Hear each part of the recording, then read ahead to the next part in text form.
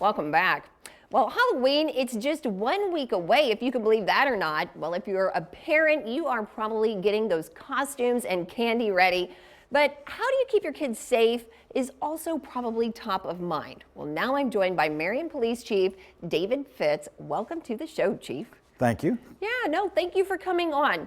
We like having your expertise for something like this because whenever you're talking about somebody's kiddos, that's just about the most important thing in the world. Sure. Yeah.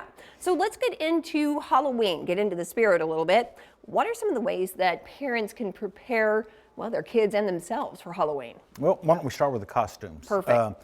Wear stuff that isn't loose fitting where they would trip over it. Yes. Make sure the mask, if they're wearing masks, that the eye holes are big enough they can see out of them. Put maybe reflective tape on certain areas around the wrist, around your ankles. And if they don't have that, then give them maybe some glow sticks to carry or flashlights, just where they can be seen. Well, those glow sticks are fun too. The kids love, bopping around with those. And sure. I even tend to put a couple of glow sticks into my kids' trick-or-treat bags because they are holding on to that thing for dear life all evening. Not letting go of it. Not letting go. So they've got this little glow bag with them the whole time they're running around. Yeah. That's something too. So when we were growing up, parents used to tell like horror stories about some of the things that you would find in candy, or my mom had a particular story, your mom might have too, about razor blades and popcorn balls, things like that. Are those things real worries, and what do we really need to be thinking about?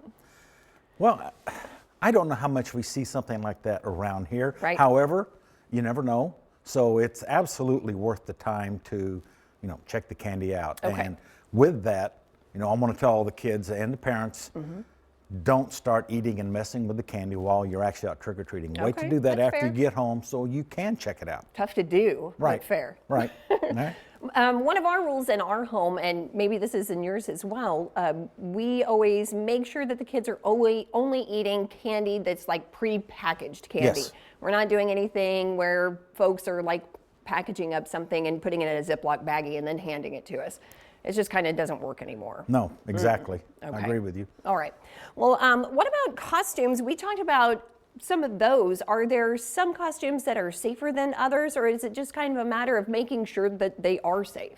I don't know one is any safer than the other. Okay. It's just a matter of what you do have, make sure it is safe. Like I said before, not too baggy, not too long where they trip over it.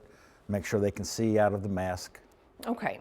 I have kind of a stiff rule, and my kids don't go trick-or-treating without an adult.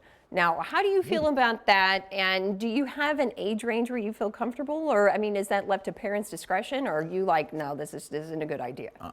I think a lot of it's parents' discretion, but for younger kids, absolutely, with parents or an adult you trust.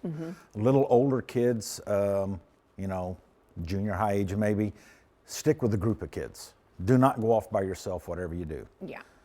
And this is one of those nights where I also make sure that I get into my son's cell phone and turn on tracking. Yes. Yeah. Absolutely. Yeah, family tracking. He doesn't like it, but for me, it makes me feel a whole lot safer while he's out there. Well, Chief, what are some other things that you should be aware of for Halloween as we kind of like wrap up our interview? Is there anything else parents really need to know about? Well, real quickly, let's talk about homeowners. Okay. If you are participating, turn your lights on. Okay. Clear debris off your sidewalk where the kids get up there safe. Keep an eye on your pets. Don't let them get out. If you are driving around town Halloween night, Yes. please pay attention to what you're doing. Put the phones down. If you're coming up to intersections, stop a little bit longer. And even though in Marion we start trick-or-treating at 5:30, it won't be dark, but turn your headlights on anyway.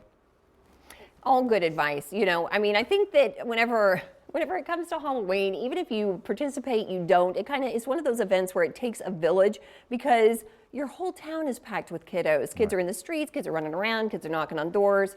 It's one of those things where we all kind of have to be conscious of what's happening in that night's events. Sure.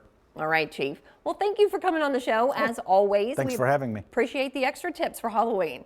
No problem. All right, sir. Thank you. Have a good day.